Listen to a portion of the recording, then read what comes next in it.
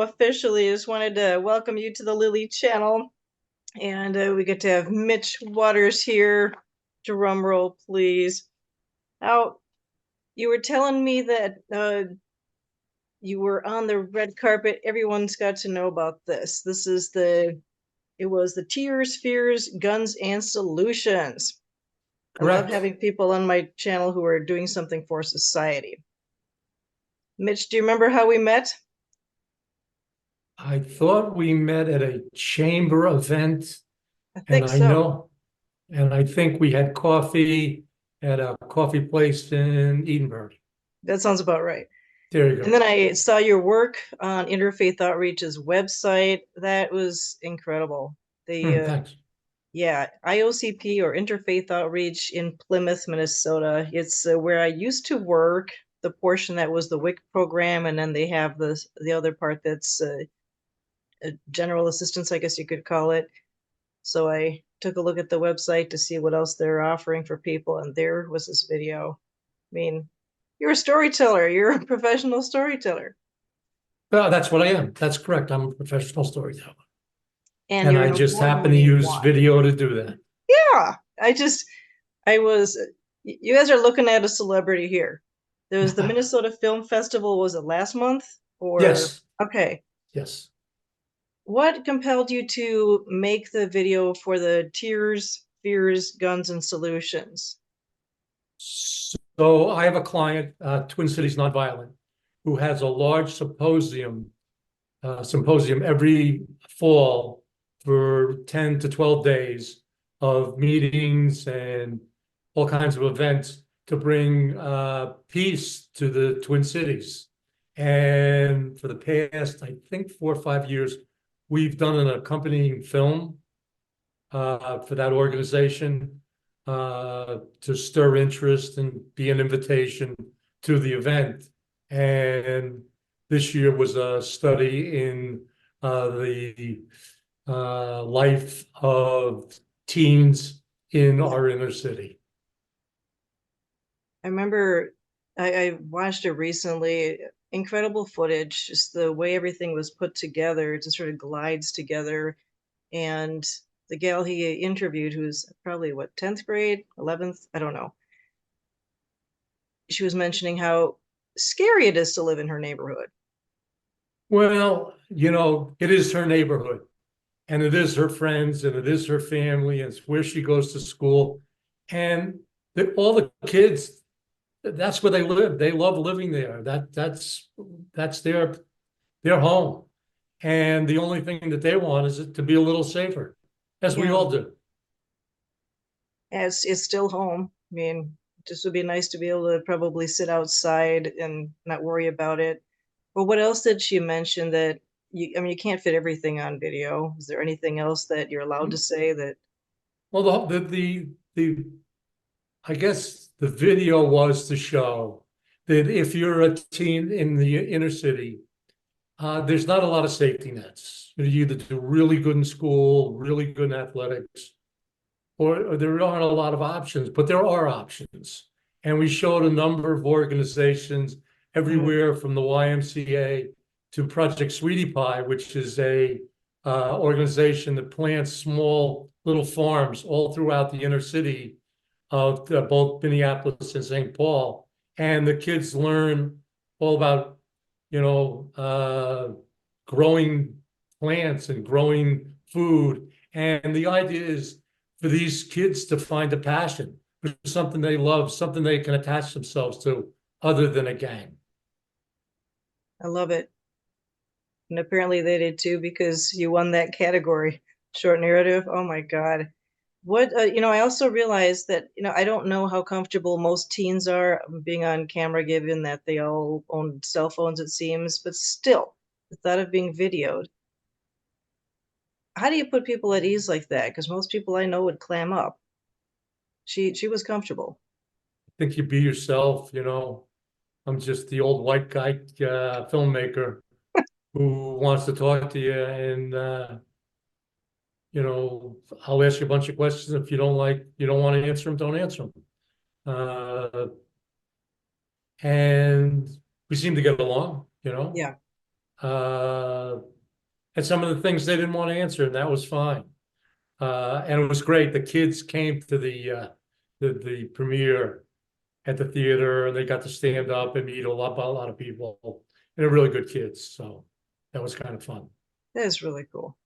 So do you remember how you were notified that you were a winner or the winner for that category? I don't know if we we do well. We make a lot of videos. I think the past couple of years we've made 50 video. Besides the day-to-day business, we Yeah, make 50 start to finish linear, uh, really kind of narrative documentaries, and those win awards. And we get emails and phone calls, and buy a trophy or win a trophy or be on the red carpet. And really all I care about is our clients, whether they're a window manufacturer or an organization trying to bring peace to the Twin Cities, is they benefit from the videos, that we get interest and awareness, and hopefully they get donors and sponsors and volunteers, and our for-profit clients get clients and employees. yeah, So it's nice to be rewarded by our peers. It's great to kind of get a pat on the back. But the most important thing is I have a great story. yeah. It's too long for this, but I'll tell it. So a couple of years ago, we made a video for a nonprofit, Hmm. and they used it for fundraising to receive volunteers. And this summer, he called me, the founder, and said, "Hey, we're up for a big grant. I'm really excited. I just wanted to let more work coming down the road." And I said, "Great." And he called me in the fall and he said, "I got good news and bad news. Bad news is the person who was going to write the grant, they never did. Oh, Good news is we sent them the video you produced, and we won the grant anyway, wow. tens of thousands of dollars." Yeah, So that's the wow. best. That's the best reward. It, that's incredible. Do you happen to remember what grants business owners have been using in order to afford your work? Because chances are they're looking for new people and those people want to have videos. You know, Often it's not a grant. Sometimes it's a grant. Often we just use, nonprofits use funds that are available to them from one. I have Sure. another, we did you were saying, interfaith outreach community partners. Well, another charity saw that video, one of the videos we had done. Had done a number of videos for outreach community partners. He said, "Oh, I love it. I want to do one for my nonprofit." And I told him what it cost, and he went, "Hmm." So 2 weeks later, he called me up. He said, "Come on down. I want to talk to you about the video." Yeah. And we're going over the scripting and we were going to shoot. And I said, "By the way, where'd you get the money?" He says, "One of the donors who was on the interfaith outreach video, I called him up and said, 'Gee, I can get a video from my nonprofit from the same producer.' And they gave me the money." Excellent. I'm not that expensive. And for somebody who, is a major donor, Oh, yeah. they can see the uh, positivity in having a video. I mean, I know a number of corporate sponsors who won't talk to you unless you have a video. It Makes doesn't get sense. moved up the ladder. It's just, people told me, "Hey, I talked to this person, talked to that person, said, how'd it go?" And I said, "Well, you didn't have a video, so we just never moved Yeah, it up the." it So, makes sense. Now, uh, important thing to have. yeah, totally makes sense. Now, if you're watching this and you are, let's say, 45 and above, chances are that you might not be feeling quite so refined with your technical skills. I did make a video on my channel about how to share or send a video that you find on YouTube or other resources to send to somebody to promote an idea. I'll link that on here so that you know. Actually, I'll even be linking the video that I've found. Yeah. It's like You five go to minutes or so. YouTube, you hit Yeah, share, you yeah. hit copy, and you put it on your email. It just It's might not sound it. that's pretty easy. Let It me try can that one be again. once you've You seen go it. to YouTube, Yeah, find the video, you hit share, and big letters that say share. And it yeah, comes up and there's a thing that says copy, hit copy, and then put it on an email and you shared it. exactly. So if you need a recap, I'll put it up there. But it's tell me what the day was like. The awards ceremony, the You know, it was just fun. It was great. A number of the people from the organization were there. The kids were there. So my family was there. But it hmm. was fun. I saw some, a bunch of the filmmakers I know. I know the people from, I've been on the red carpet before at that festival a few years ago for another film. Uh, it's great recognition and very enjoyable. But most importantly, is I think they got a couple hundred views after that event. Nice. Uh, and every donation makes a difference. Uh, I guess my favorite thing, we had another premiere at a church in North Minneapolis, and the police chief from Golden Valley was there and got up and Excellent. spoke. And he said, in this in the film, and the woman said that, and this person said that, and the kid said this. I just want to have a commitment that Golden Valley is going to be a non-violent city. Hmm. Yep, that's good enough. I think Wow. that'll do it. So if we can, somebody puts away a gun, somebody walks the Yeah. other way, somebody figures out how to diffuse the situation instead of ignite it.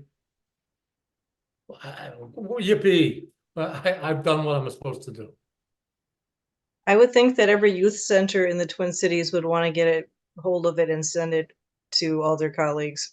That would I think a lot of them did. I know cool. a lot of them did. And so yeah, Wow. uh, so that's just one more film, and we're working on other films, and Sneak preview or mention uh, hint. some are no, some are nonprofit and some are for profit, and uh, we're working on with financial advisor. We're doing something with developmentally disabled. A couple Oh, other I things remember that going one. on. I remember you Well, did one. these are all in progress. We just did something for a nonprofit to help other nonprofits use Google Ads. And Oh, that was an interesting project that had to do with a little artificial intelligence and a few other things. So, they come, they go, we do give them our best shot and we try to make them as effective as possible. And on to the next project. does anyone ever ask you maybe if they're I don't know, feeling super competitive or something? Do they ever look at your videography equipment and say, "Oh, what kind do you use?" Or use that as an instant like reason for your success? Have you ever had that happen? I'm not sure I understand the question. Well, at least when I was doing photography, freelancing it, one of the first things that people would say is, "Oh, so what kind of camera do you have?" Or I have a camera like that. I'm thinking, it's not the equipment, it's the person behind the equipment. Well, it used to be, video used to be very expensive business. And now it's not. In Yeah, fact, it's basically free. that's true. Uh, if you have Adobe Suites, right? Most people have Adobe Suites. Well, you look up in the bar and it says Premiere and After Effects. That's the same editing that they use to make movies. Ah, That's some of the editing we use. And it just comes along with Adobe Suites. I have a couple of nice cameras and lenses. Yeah, I could tell my clients it's a goobly goop camera. They go good. It's a good goobly goop camera. Nobody cares. that's cool. Uh, So it's yeah. not an issue. So in this day and age, occasionally, if somebody seemed to be interested, I might include in my proposal broadcast quality, so, So it's not an issue. which is probably your phone. Yeah. Now, if someone were to ask you, so given your free time and your interest, what is something that no one would believe that you were doing? Like in my case, it'd be diving off a cliff because I'm scared of heights and I hate diving. But Something I would be doing. well, they wouldn't believe it if they saw you doing it because it's either out of character or it terrifies you or I'm a pretty transparent person. I used to be pretty good at golf. I'm not anymore, but I still golf a little bit. I fish a little bit. I go out and have coffee with friends. I go out to dinner. Uh, Boy, it's been a while since I've been to a concert. I go to the movies. I'm pretty, I'm pretty kind of normal, dull oh, guy. And this is just happens to be a profession. What I do, you go, oh, you do that. It's this is my job, and this is what I do, and I like my job, and it's a lot of fun job, and sometimes it has its moments like all jobs. Uh, but no, not too much different than anybody else. I don't think there's anything no I could think surprises. of that would, be anybody would find exciting. Ah, I'm not that exciting guy. and I can only imagine how you feel going to the movies, knowing how they're made, knowing does it totally take the fun out of it for you? Sometimes, sometimes I see mistakes I shouldn't see, and Oh, you know, there's sometimes I can watch the movies and go, I could do that. And most of the time I watch the movies and go, I can't do that. oh, that's cool. That's like way above me, and I could never do that. So, This uh, is but the some ones. movies I could make. What's the? Oh yeah. So, what would be your next wish to really like if they gave you the funding, all the people were in the right place, no matter the subject? I made a long time ago. I made a feature film. It was fun to make. I really enjoyed it with the actors and the whole thing. I would love to do something like that again. Uh, Which actor or actress? Which actor would you pull out on the screen with you? Or well, actually, you wouldn't be. I'm guessing you wouldn't be on the screen, or no, would I you? don't. That'd be interesting. You know, they were, and some of the actors that I used went on to much bigger and better things, and are kind of not movie stars, but semi. I see them regularly on TV and films. So good for them that they really succeeded. Uh, I'm happy with the projects that come along. Yeah, but feature film would be great. It would be great. That would be incredible. Uh, why don't you say a word or two on your AI project that you showed me? Because that's one thing you're offering now. I think AI related videos or using AI.